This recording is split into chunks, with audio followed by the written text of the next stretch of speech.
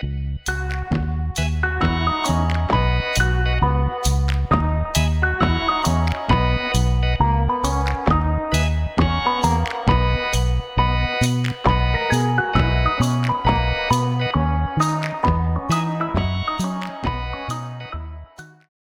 থেকে আমরা শুরু করতে যাচ্ছি 2.4 চক্রবৃদ্ধি মুনাফা বা কম্পাউন্ড প্রফিট।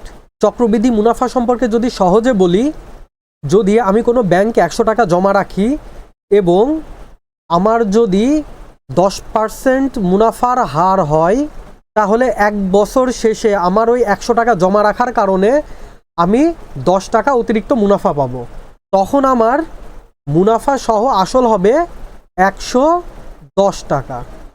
কিন্তু যদি আমি আমার ওই 100 টাকা 1 বছরের জন্য না রেখে যদি চক্রবৃদ্ধি মুনাফায় আমি 2 বছরের জন্য রাখি, তাহলে প্রথম বছরে 10 টাকা মুনাফা সহ আমার মূলধন হলো 110 টাকা।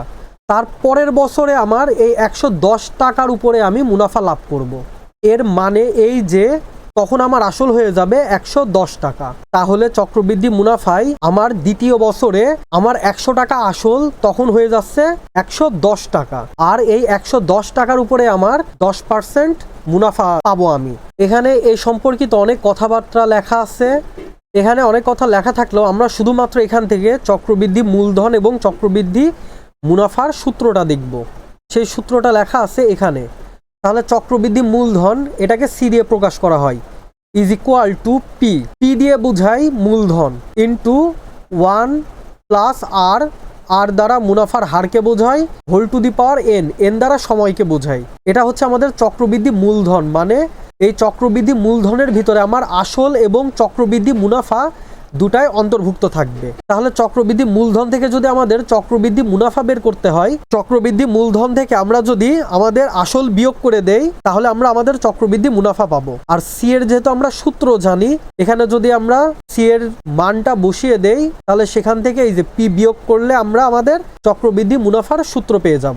এখন আমরা অঙ্ক দেখব উদাহরণ 1, যেখানে আমাদেরকে প্রশ্ন বলছে বার্ষিক শতকরা 8 টাকা মুনাফায় 62,500 টাকার 3 বছরের চক্রবৃদ্ধি মূলধন এটা আমাদেরকে নির্ণয় করতে হবে। তাহলে আমরা জানি চক্রবৃদ্ধি মূলধন নির্ণয়ের সূত্র is equal to p into 1 plus r whole to the power n. যেখানে আমাদের প্রারম্ভিক মূলধন মানে আমাদের আসলের পরিমাণ 62,500 টাকা, বার্ষিক মুনাফার হার 8%, সময় 3 বছর। তাহলে আমাদের প্রয়োজনীয় সকল মানই আমরা এখানে পেয়ে গেছি। তাহলে এখন আমরা যদি সি ইজ ইকুয়াল টু আমাদের মানটি 62,500 পি গুণিতক এই যে 1 প্লাস আর, যেটা 8% ছিল, তাহলে 8 আর পার্সেন্টেজ চিহ্নের জন্য ভাগ 100। আমরা যদি 4 দিয়ে ভাগ করি, তাহলে 8কে 4 দিয়ে ভাগ করলে 2 পাবো, আর 100কে 4 দিয়ে ভাগ করলে 25 পাবো। আমাদের মান পেলাম আমরা 1 যোগ 2 ভাগ 25। তাহলে আমরা যদি ভগ্নাংশের যোগ করি, 25 আর 1-এর নিচে কিছু নাই, মানে এখানে একটি 1 আছে। তাহলে 25 আর 1-এর লসাগু করলে মান আসবে 25। 1-এর নিচে যে অদৃশ্য হর 1, এটা দিয়ে যদি আমরা 25কে ভাগ দেই, তাহলে ভাগফল পাবো 25। সেই ভাগফল দিয়ে আমরা এই লবের 1কে গুণ করব। তাহলে আমাদের এখানে মান আসবে 25 যোগ এই 2 ভাগ 25-এর হর 25 দিয়ে আমরা এই 25কে ভাগ করলে মান আসবে 1। সেই ভাগফল আমরা এই 2 এর সাথে মানে লবের সাথে গুণ করব, 2 1-কে 2। তাহলে মান আসবে 25 আর উপরে মান আসবে 27। সেই মানটি এখানে লেখা হয়েছে 62,500 গুণ 27 ভাগ 25 হোল টু দি পাওয়ার এই যে 3। তাহলে 27কে 25 দিয়ে ভাগ করলে আমরা মান পাবো 1.08, যার কিউব করলে মান আসবে 1.259712।